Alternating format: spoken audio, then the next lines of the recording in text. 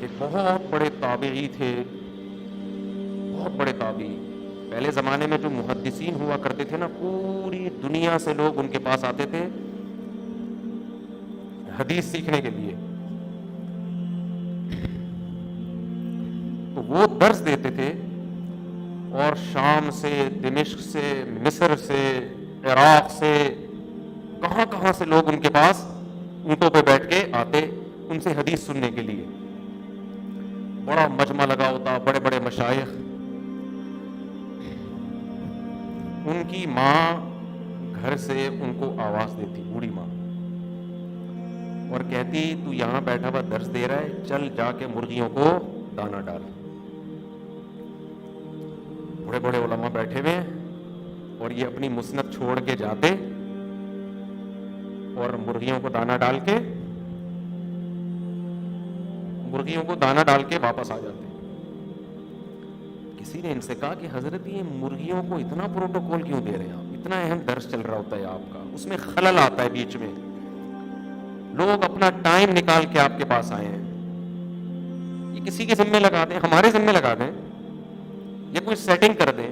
درس چھوڑ کے جانا، پھر مرغیوں کو دانا ڈال. آپ جیسے آدمی پہ یہ سوٹ بولو نہیں کرتا. یہ درس چل رہا ہے، اتنی اہمیت مرغیوں کو کیوں دے رہے ہو؟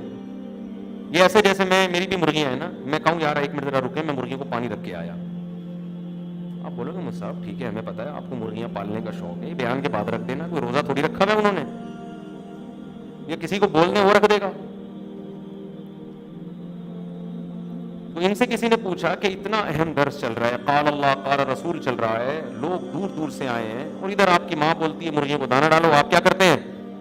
دانا ڈال لیں.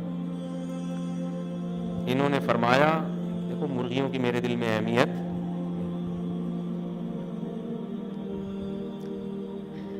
کہتے ہیں بات یہ ہے کہ میں جس خدا کو خوش کرنے کے لیے یہ درس دے رہا ہوں نا، یہ میں تمہیں خوش کرنے کے لیے نہیں دے رہا، میں ویور بڑھانے کے لیے تھوڑی دے رہا ہوں یہ درس. یہ تو میں کس کو کے لیے دے رہا ہوں؟ اللہ کے لیے. اگر میں اس وقت ماں کی بات نہ مانوں تو کون ناراض ہوگا؟ اللہ. تو جس خدا کو خوش کرنے کے لیے درس دے رہا ہوں، اس کی خوشی جس میں ہوگی میں وہ کام کروں گا.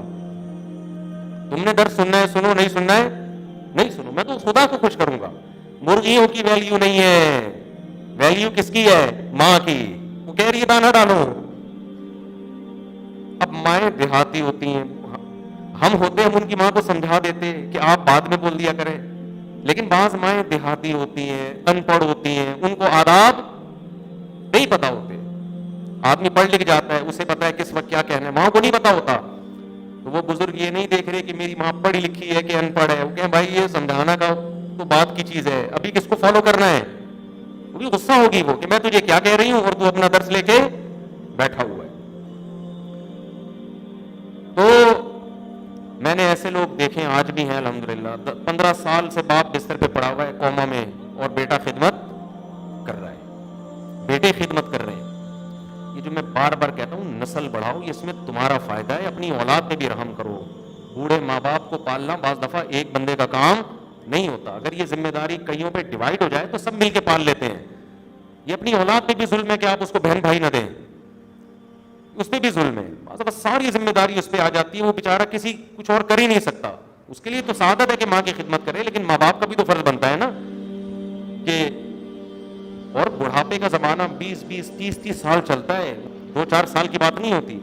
60-70 سال کے بعد بالآخر بوڑھے ہونا شروع. اس کے بعد بعض دفعہ 20-30 سال. ہم تو اپنے نانا کو دیکھتے تھے، بچپن سے ہی بوڑھے ہی دیکھتے تھے ہم ان کو، ان کی خدمت ہی ہو رہی تھی. نانا اور نانی دونوں ہمارے ایسے.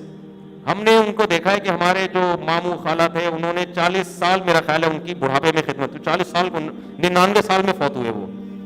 تو 40-50 سال تو انہوں نے خدمت لی ہے نا. تو سب نے اولاد ماشاءاللہ کثیر تھی، سب نے مل کے خدمت کی، سب پہ ڈیوائڈ ہو گئی. تو یہ جو ایک 2 بچے ہیں، یہ تمہارا بڑھاپا بھی خراب کریں گے یہ سیٹ اپ.